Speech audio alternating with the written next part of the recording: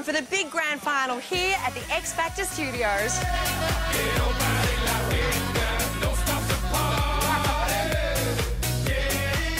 And we're sneaking in to get the lowdown from the main man himself, Luke Jacobs. OK, Australia, this is it.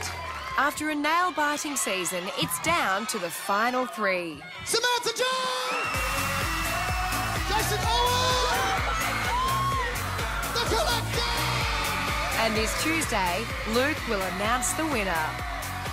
And here he is. Hello, how are you? Just a couple of days to go. How are you holding up? It's an absolute buzz here. There's so many people running around getting sets organised, and we've got all these contestants and music, and it's just full on. It's great.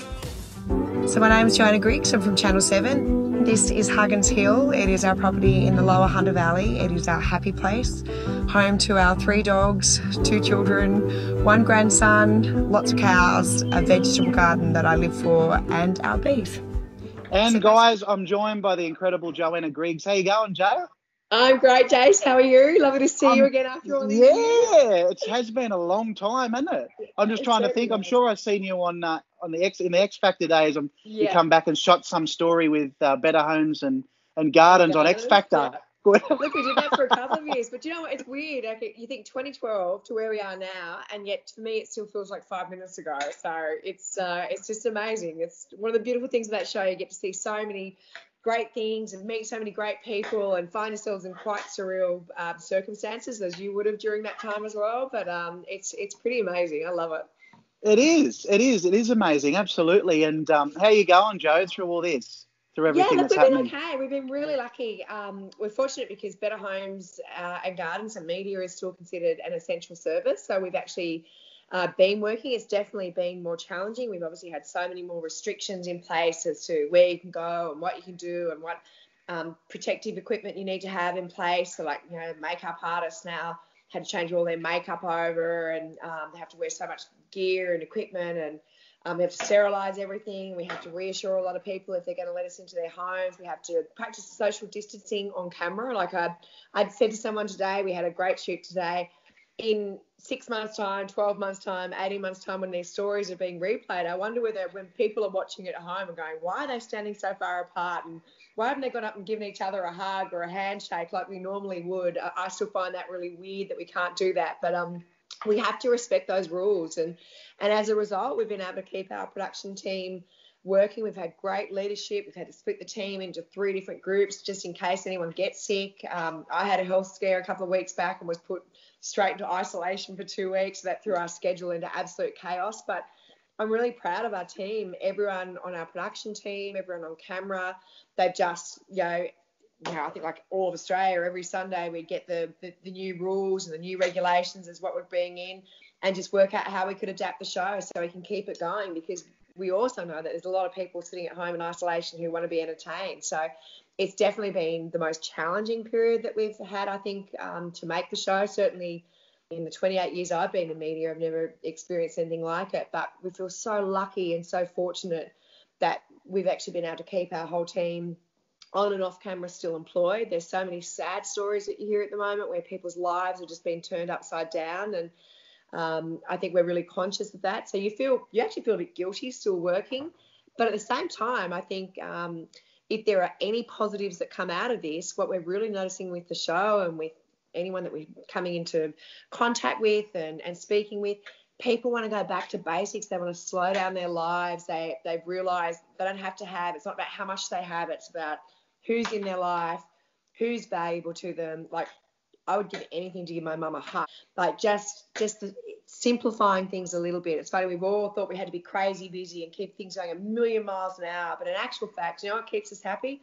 The most simple, basic things. We're going back to basics. We want to know how to, I'm making sourdough bread, how to do, people are baking more, they're cooking more, they're finding joy in simpler things. That if there's a positive that comes out of that, it will be just things like that, bit of DIY, bit of craft, bit of family time, bit of love, just really simple things. So it is a shocking, horrible situation we found ourselves in, but I think that there is a little bit of a silver lining in the clouds that we can actually all make sure that we just don't get caught up in life, because I'm sure I'm not the only one who felt like we were just on this mad treadmill for a long time.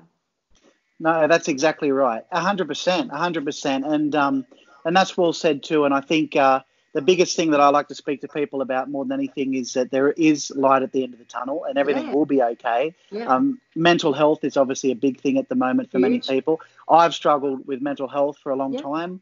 And, you know, I understand that when things go wrong with mental health and you start to get down and into that position, and things like this can do that, and it makes you feel like you're the only person that's going through something, and you're not the only person, and it will be okay at the end of the day. So... Jay, so I'm on the board of Beyond Blue, have been for 6 years. Like, that's my great passion outside of television. Is probably the work that I consider is the most important that I do in my life. It's, you know, another thing that's come out of this, like on top of, you know, what's been a pretty horrid 6 months. You think bushfires, and then you think about all of our teachers and all of our programs that we have in school in relation to mental health, teachers having to adjust to all of a sudden teaching online, families having to adjust to a whole different way of living. You know, not everyone is lucky enough to have a device that they can all have for one individual. They might be a family of 5 or 6 who have a mum and dad at home who are trying to homeschool their kids. I mean, there's been enormous challenges that people have faced, and particularly children. I mean, adults as well. They turn on the news and there's words like catastrophic and pandemic, and, you know, everything's this heightened state of fear and the unknown, and there's death counts, and a lot of people haven't had a lot to do with death in their life, and all of a sudden kids are hearing death counts, you know, per state, per country, you know, around the world. So I think there's been a lot of you know, obviously major events that have sort of piled on top of each other. If there's anything that's come out of it, people are probably making more of an effort to connect, which is when you're really busy, that's the thing that people put by the wayside. They always say, oh, I'll call them next week, or I'll catch up with them next week.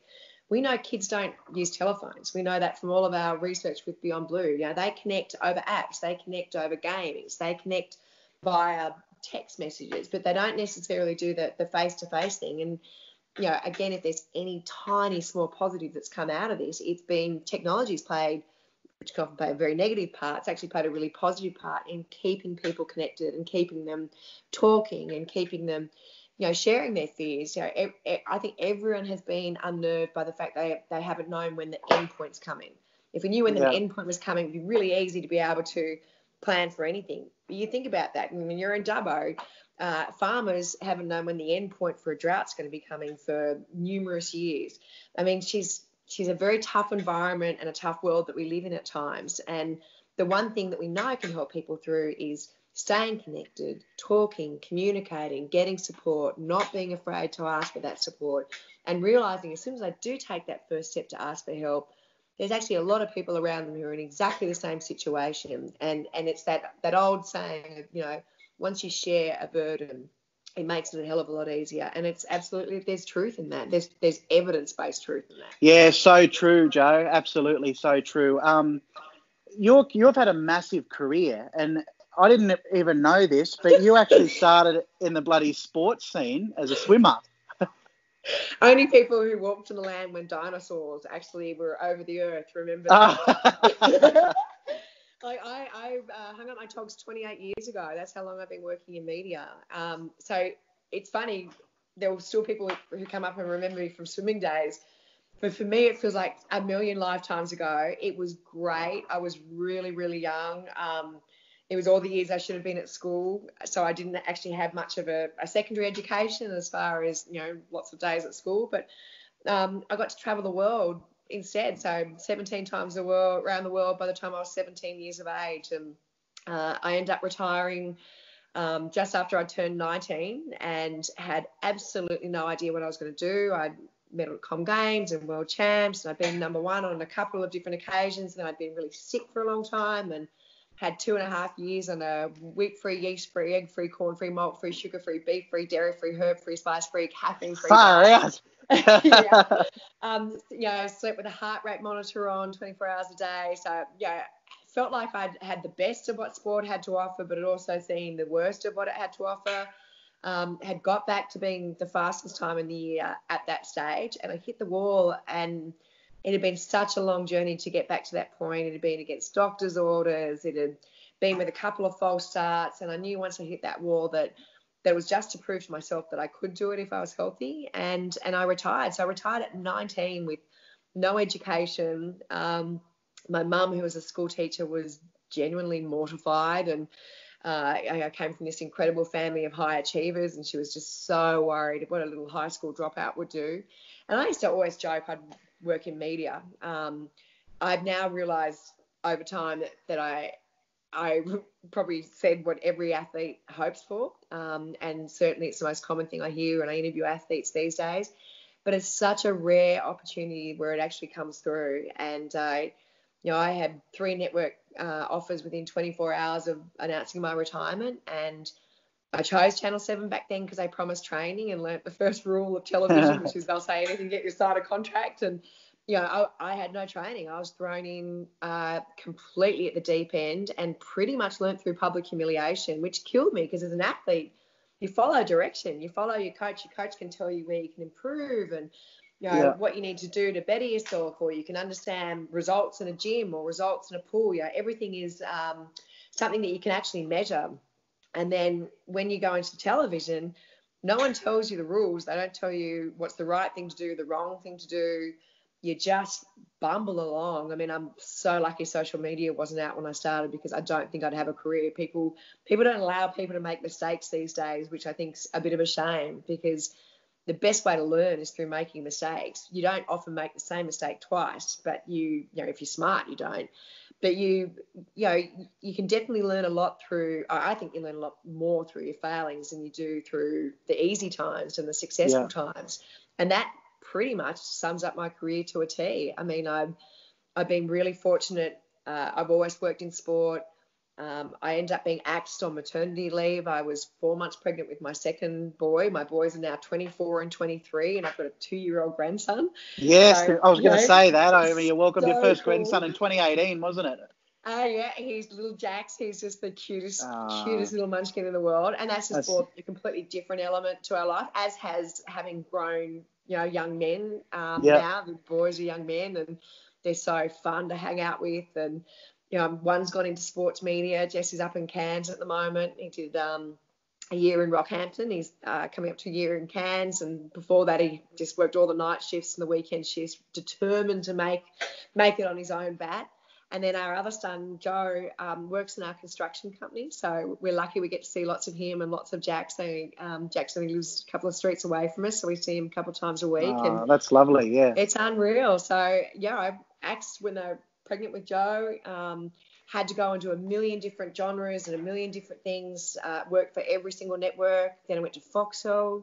Foxtel at that stage was starting out in Australia, so they were happy for me to still work on commercial stations. So I had this amazing couple of years with them.